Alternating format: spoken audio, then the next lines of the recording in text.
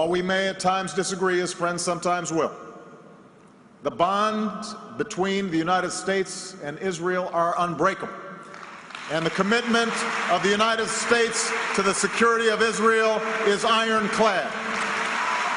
President Obama facing harsh criticism over his Mideast proposal announced just last week at the State Department. The president this weekend reiterating his call for negotiations that would create a Palestinian state based on 1967 borders.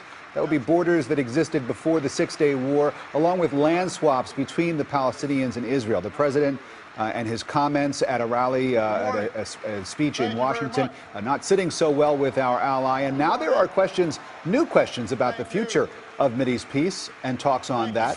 John Bolton is a former U.S. ambassador to the UN. He's a Fox News contributor. It's nice to have you here in our studios. Glad to be here. Thanks for being here. So the president speaking to AIPAC, which is the largest pro-Israel lobbying group in the United States, and he said that this is long-standing U.S. policy, that he was simply coming out and clarifying it, but that this is really the way that the U.S. has, this is what the line that we have towed for many, many years. Is he right? He's flatly wrong on that. If you go back to the foundational UN Security Council Resolution 242 after the 1967 Arab-Israeli War, that resolution calls for all states in the region to live in peace within secure and recognized boundaries free from threats or acts of force. Doesn't say anything about the 67 line or anything else. And I think it's a key point here. That 67 line was a 1949 armistice line. It simply reflects where the Israeli and Arab armies ended up the conflict. There's another armistice line, too, the 1973 armistice line, which is Israel's greatest extent of control.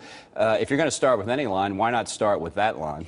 You know, a lot of people within the administration who are trying to come out and explain the president's position say that, look, this was essentially the deal that was on the table in the late 90s in the Clinton administration when the Israeli prime minister at the time, Ehud Barak, sat down. He offered the same exact kind of arrangement, and of course it didn't come about. Well, but what's the difference? Right, there was a small problem. The Palestinians rejected it. You know, I think, though, that just talking about whether it's the 67 boundary or whatever, and talking about land swaps, which is kind of a trivial little word, really understates the real issue here. It's not where you draw the line on a map. It's whether Israel has confidence that the people who live on the other side of that line are going to acknowledge Israel's right to exist and its ability to live in peace and security. And that is very much open to question. And here you have Hamas, which is a known terror organization.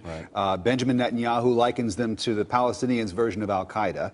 And this is a group that has a major say. They're in partnership within the Palestinian sort of government apparatus. So how can we do any kind of business? How can the Israelis be expected to sit down for talks with a group that has come out and said, we want you off the face of the earth? Well, I think you've put your finger on it, and it's really why I think any idea of advancing the Israeli-Palestinian peace process now is completely futile.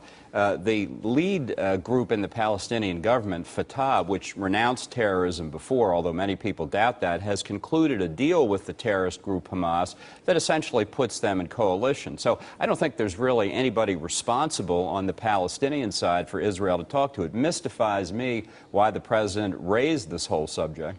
Do you sincerely believe, Ambassador Bolton, that the Palestinians want peace, that the Arab world wants a peace deal between the Palestinian people and the State of Israel? Well, I think that Palestinian people have been used by radicals and extremists in the Arab world for a long time to be the tip of the spear against Israel.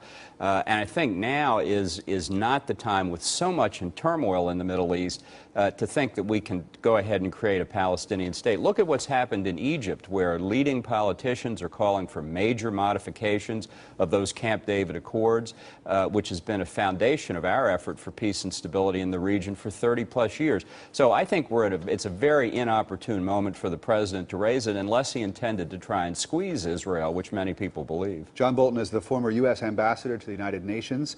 Mr. Ambassador, thank you very much.